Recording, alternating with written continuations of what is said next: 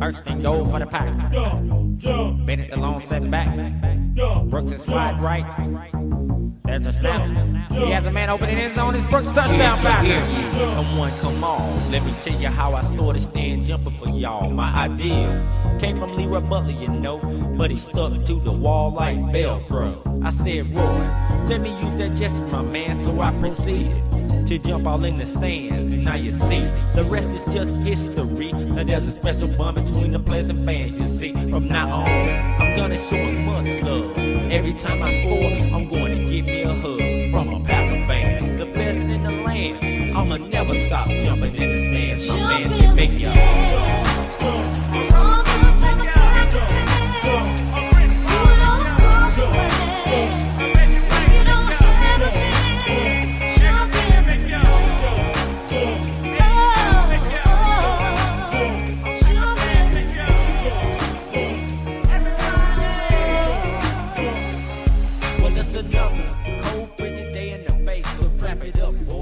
Alright folks, we are here with Scott's Sports Spot. I am Jay Christensen, and I'm here with, of course, co-host of Just Cuz, my cousin, I like to pretend he is my brother, my best friend, whatever. But this is Scott's Sports Spot with Scott Behringer. How you doing, Scott? Hey there, I'm doing just fine. For a second there, I thought you were going to say, after all that, Tom Brady. Oh, yeah, good one. So, on Scott's Sports Spot, this is, of course, all about sports from the mind of you, Mr. Behringer. That's right. Where we get to kind of reach in and grab what sort of treasures and goodies, whatever we can find from that noggin of yours in the world of sports, all things sports. So, you know, I gotta week, say something, Jake. Yeah. It's not all me here, because I have to say, you know, ever since you've been hanging out with me more and stuff, that you've gotten better with your sports knowledge as well. Well, thank you. You're being very, very polite. Yep, and for those of you who didn't get that Tom Brady joke, well, Jake's kind of got this man crush on Tom Brady, so just thought I'd throw that in there. Oh, good one to throw in there. Okay, moving on. We've got... And I'm going to move on because that's a sore subject for me right now. Yep. Because, of course, Tom Brady will not be in the AFC Championship this year. No, he won't. How many times is that now that he's come that close?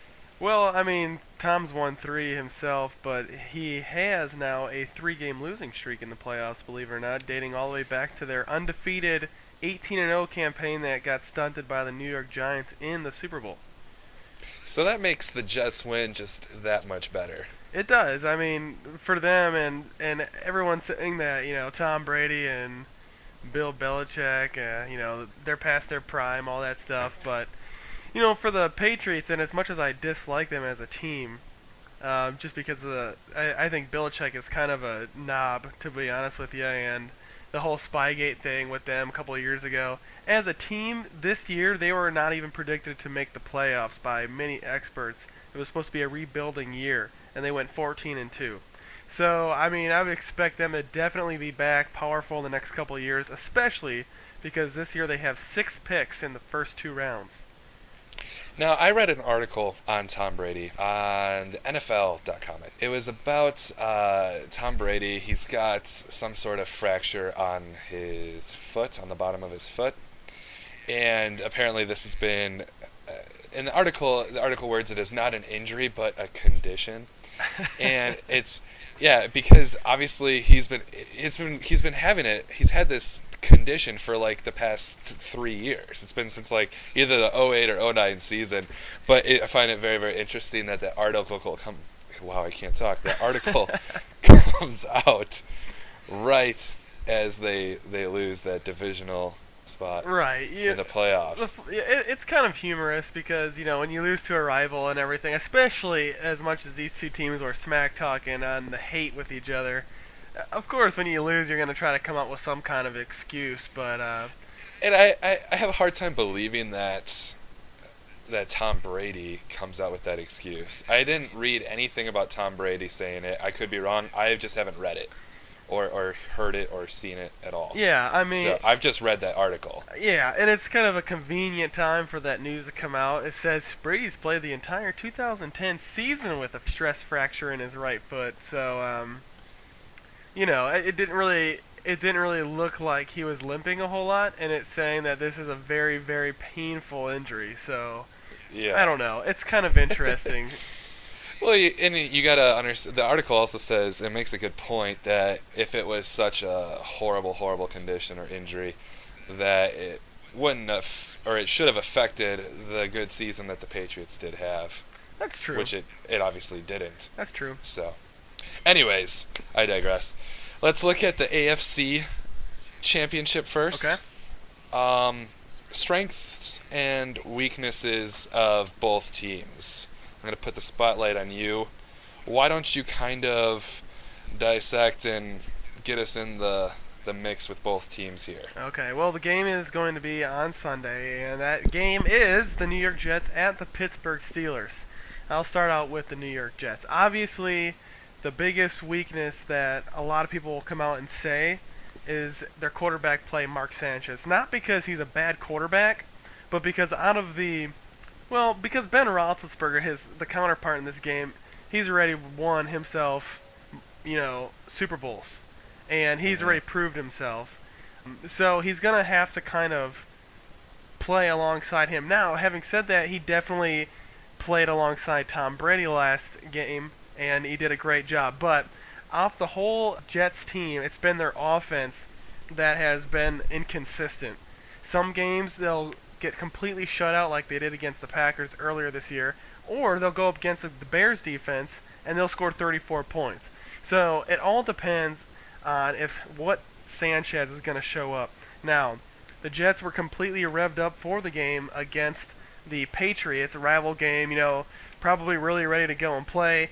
It'll be interesting to see if there's kind of a downswing with this coming into this week, because the Pittsburgh Steelers, if the Patriots are rabbits, the Pittsburgh Steelers are pit bulls. You know what I'm saying? In terms of your defense. And yeah. And so, who knows if Sanchez takes a couple of big shots from the Steelers earlier in the contest. They've had a lot of players on their team, especially Harrison on their defensive line, who has received multiple fines for headshots this year. So the weakness is going to be Mark Sanchez for the Jets, but Mark Sanchez is also going to be their key to victory, because their defense will show up, and their running game will show up, because they have a really good running attack with Sean Green and LaDainian Tomlinson. If Sanchez is accurate, if he's mobile and he can make plays downfield and with his feet, the Jets are going to be a very tough team for the Steelers to beat. Now, Steelers, their number one weakness. It's really, really hard to find one. If you're going to give them a weakness, if you look at last week, it was turnovers. They got themselves down real early in the first half with a couple of turnovers, and they were losing 21-7 at halftime. If the Steelers can play turnover-free football and rely on their defense, who I believe their defense will trump the Jets in this contest. They can play turnover-free to a good Jets defense, a great Jets defense, then I think the Steelers will win this game. Okay. So, that being said, we got the strengths, we got the weaknesses out. AFC champion, who's it going to be? Bottom line. Well, the funny thing is, and I was kind of doing some looking at this. Back in the 40s and the 50s, in the playoffs, the home team won over 75% of the games. Now, okay.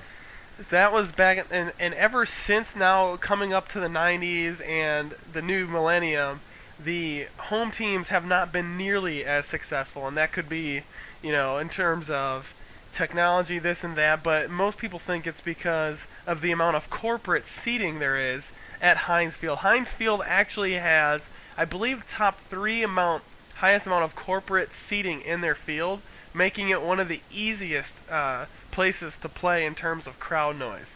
So you're not going to get a big home field advantage from Heinz Field. In fact, the Steelers have been better on the road this year than they are at home. And that kind of thing will come back into play when we talk about the NFC Championship. It will. Go ahead, Jake. Okay, well, I was just going to say, as far as home field advantage, how much does home field advantage really come into play in the playoffs? We saw a red-hot Green Bay team go into a red-hot Atlanta Falcons Georgia Dome and obviously trump them. So what do you think about home field advantage in the playoffs? Does it really make that much of a difference, or is it just hot streaks, cold streaks, or what's your take on that? To be honest with you, nowadays, the home field advantage in the playoffs in football is probably not that big of a concept anymore. And that's simply because, number one, teams don't let themselves get intimidated or affected by it. The away teams in these matches really could care less about the fans. I mean, their technology, their helmets, and all that are designed so well to cut noise out that it really doesn't bother them. And some teams actually feed off of hatred, as I say, quoting hatred. They kind of feed off that on the opposition stadium. So I would say that home field advantage, and if you go ahead and look at the stats the past few years in the playoffs. Home field advantage isn't what you think it would be. You got 2 6 seeds. It's 2 6 seeds. All right, that means there's 2 teams that won 2 consecutive away games to make the AFC and NFC Championship game. And look at the 2 teams that each team beat. Jets beat the Colts at home, the Patriots at home, and the Packers beat the Eagles at home. And Andy Reid has been amazing at home in the playoffs. And then they go ahead and beat the Falcons at home in the playoffs. So, I mean, I really don't think there's much of an advantage at this point in time with the NFL home field in the playoffs. So, I mean, nonetheless, it's usually nowadays the best team is going to win. And that's kind of what you want. I would agree. That's kind of what you want. So, all right.